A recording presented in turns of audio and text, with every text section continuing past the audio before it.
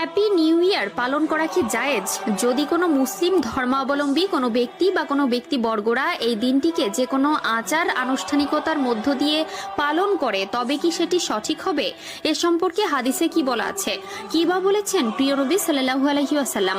এটি পালন করে মারাত্মক কোনো গুনাহের কাজ করছেন না তো?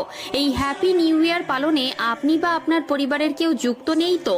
প্রিয় দর্শক, আজকের এই ভিডিওটি পুরো মুসলিম জাতির জন্য গুরুত্বপূর্ণ, তাই ভিডিওটি সম্পূর্ণ দেখুন, নিজে দেখুন এবং অন্যদেরকেও এই সম্পর্কে জানাতে ভিডিওটি তাদের কাছে শেয়ার করে দিন। এছাড়াও যারা এই হ্যাপি নিউ ইয়ার পালন করা পছন্দ করেন না তারা অবশ্যই কমেন্টে একবার আলহামদুলিল্লাহ বলবেন। তো চলুন ভিডিওটি শুরু করা যাক। প্রিয় দর্শক, আমরা সকলেই জানি প্রত্যেকটি ধর্মের একটি তারিখ নির্ণায়ক গণনা সূচি থাকে, যাকে এক কথায় অনেকে ক্যালেন্ডার বলে থাকে। প্রতিটি ধর্মের জন্য আলাদা আলাদা এই তারিখ নির্ণায়ক গণনা সূচি থাকলেও বর্তমানে বিশ্বের সকল দেশের মানুষই ইংরেজি ক্যালেন্ডারের উপর ভিত্তি করে তারিখ গণনা করে থাকে। কিন্তু আপনারা অনেকেই হয়তো জানেন না, এই ইংরেজি ক্যালেন্ডার খ্রিস্টান ধর্মাবলম্বীদের সুবিধার্থে বানানো, যেখানে যীশু খ্রিস্টের জন্মের পূর্ব এবং পরবর্তী সময় দ্বারা নির্ধারিত।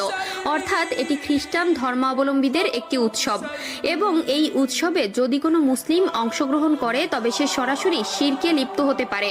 কারণ রাসূলুল্লাহ সাল্লাল্লাহু আলাইহি ওয়াসাল্লাম আবু দাউদ শরীফের 4031 নম্বর হাদিসে বলেছেন, যে ব্যক্তি কোনো জাতির সাথে সাদৃশ্য অবলম্বন করে সে তাদের মধ্যেই গণ্য হবে।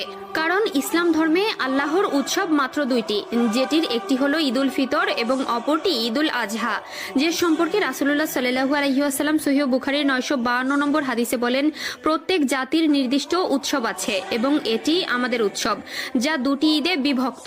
এখানে হ্যাপি নিউ ইয়ার মূলত খ্রিস্টীয় ক্যালেন্ডার অনুযায়ী পালিত হয় এবং এটি অমুসলিম সংস্কৃতির একটি অংশ, এবং ইসলামে অমুসলিমদের সংস্কৃতি বা রীতিনীতি অনুসরণ করার ব্যাপারে হুঁশিয়ারি করা হয়েছে। ইসলামে এমন কোনো কাজ চালু করা যা শরীয়তে নেই এবং নবী করিম সাল্লাল্লাহু আলাইহি ওয়াসাল্লাম ও তার সাহাবাদের যুগেও পালন করা হয়নি, সেই সকল কিছুই বেদাত হিসাবে গণ্য হতে পারে।